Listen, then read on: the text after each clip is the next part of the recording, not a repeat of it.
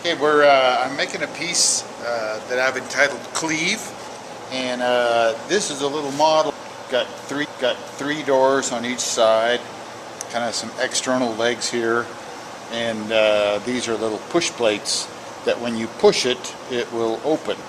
These I've kind of changed around, so there's actually supposed to be a push plate down here. I don't know where it's going, but anyway, Cleave because it's severed by this large wedge, actually separated into two halves, and I'll show you that over here. I've got most of these components made. The carcasses aren't yet put together, but I have the pieces.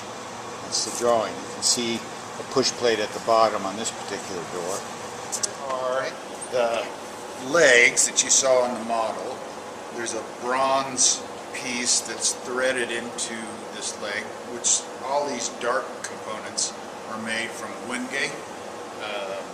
So there's a 1/4 inch piece of bronze, a 1/2 inch stainless steel bolt, flathead bolt that pulls that together. This piece of bronze will be on the inside of the case, so that when these go together, the bronze will act as the mounting piece, to attach the leg. So this is the wedge, which is also made from wenge. Quite a heavy wood. It sits about like that in the severing the two halves. Okay.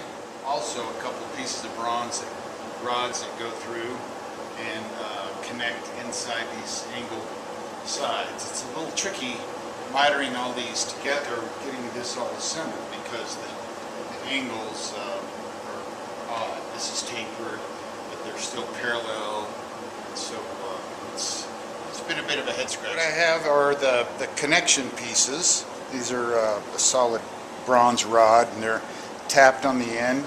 And you can see they're at an angle. This is a different angle than that one. And this, again, the plate will go on the inside of the carcass piece, and then this rod will go through at the proper angle, and then inside the carcass, this plate will be recessed as with the others, and that'll all bolt together. Hardware on these will be such that when you push on the push plate, this piece, the door unlatches and then actually opens up completely. So that's what all of these are, and there's wenge and ash pieces that I've given some different colors to. You can see this is kind of a yellowish green, and this is a teal green, and here's a bluish color, but you can still see the end grain. So yeah, that's what those are. And also, I might add that this is this rectangle is a golden rectangle, and it is comprised of a bunch of tiny golden rectangles. These are the carcass pieces for the cabinet itself. This is an end that will be vertical, so it has 45-degree angles on it, and it will attach to a longer horizontal top and bottom. Just a box, except that one end has an angle. So these little lamello splines are going to help me with the assembly initially, and then once it's all glued, it's not very strong yet. A miter is a very weak joint, but then we're going to use what's called a dovetail spline, and this is just a spline that goes into a dovetail. You drive it in, and it really makes that joint extremely tough. And then it has a little cork. It's a cork miter, so it doesn't come to a point that's too easily damaged. And so I'll just make these two little radiuses come together.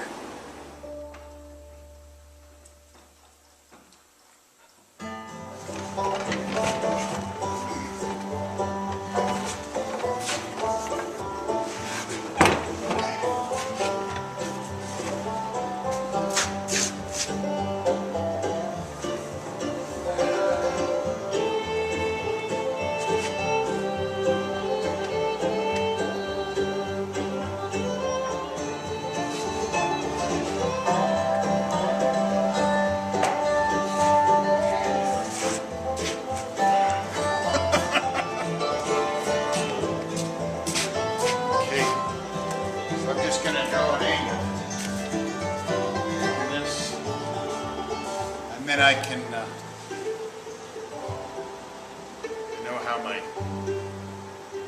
cutting has to be.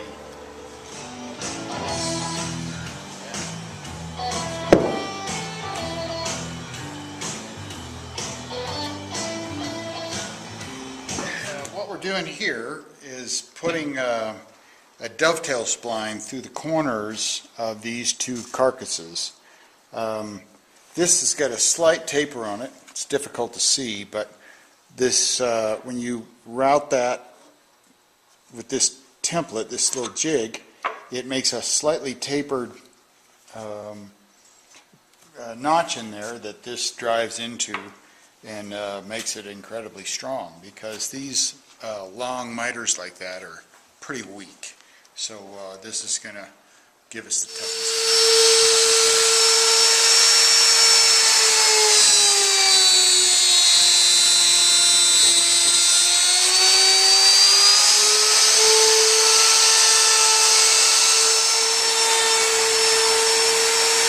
Notches that I want, all the dovetail splines, and these little blocks and these clamps and so on really are just to block out the areas that I don't want to do it. You might say, well, you know, just don't go there.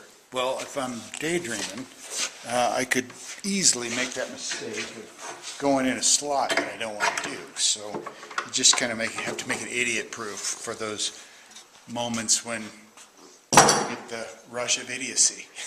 And so here we have the little dovetail spline, and you can see how that slides in, and it eventually gets tight and fits very, very nicely. That'll get driven in and with glue and stuff. Man, that's tough.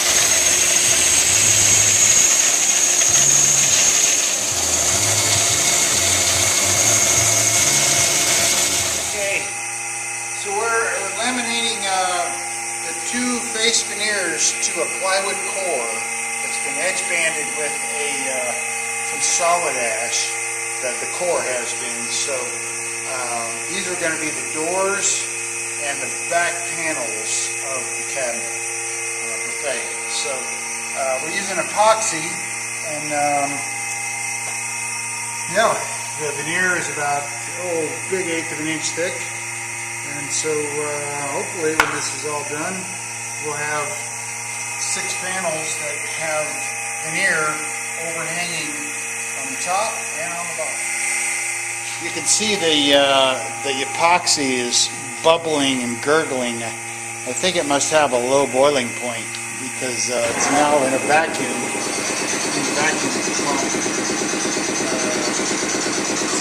It's kind of foamy in here. It was clear.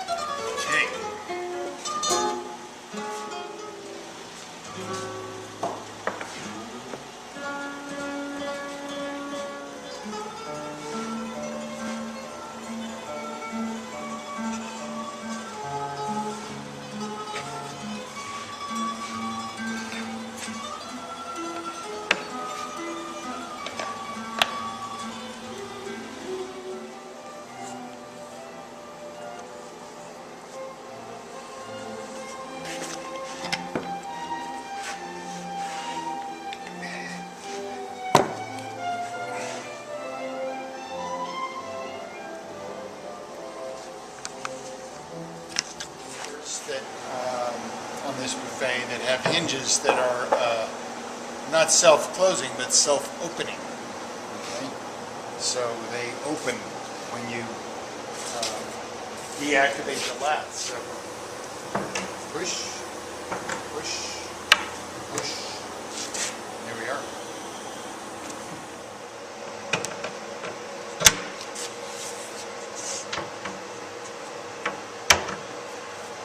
Okay, so we have three doors rather, and just behind these two I've put a drawer that, it's just hanging on a simple glide. And then this little guy right here is the latch for the door.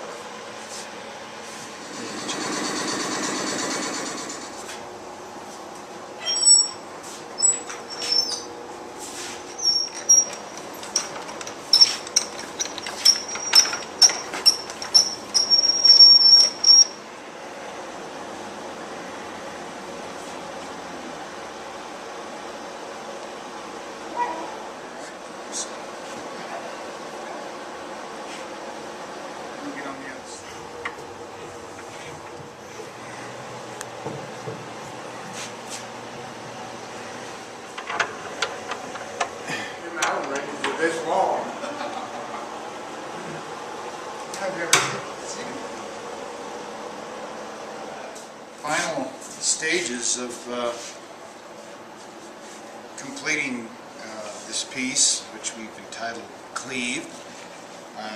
These are the doors, and they've had about 4 coats of kind of a kicked up oil finish, and we're right at the last stages. This may be the last coat of oil before a wax job, or it might be the second to the last. But anyhow, we're going to sand these just very slightly with some sandpaper. Alright, so I've got some super fine sandpaper. This is 1200 grit. It doesn't really sand, it just takes off little hair nibs and stuff that, just little rough knobbies and stuff.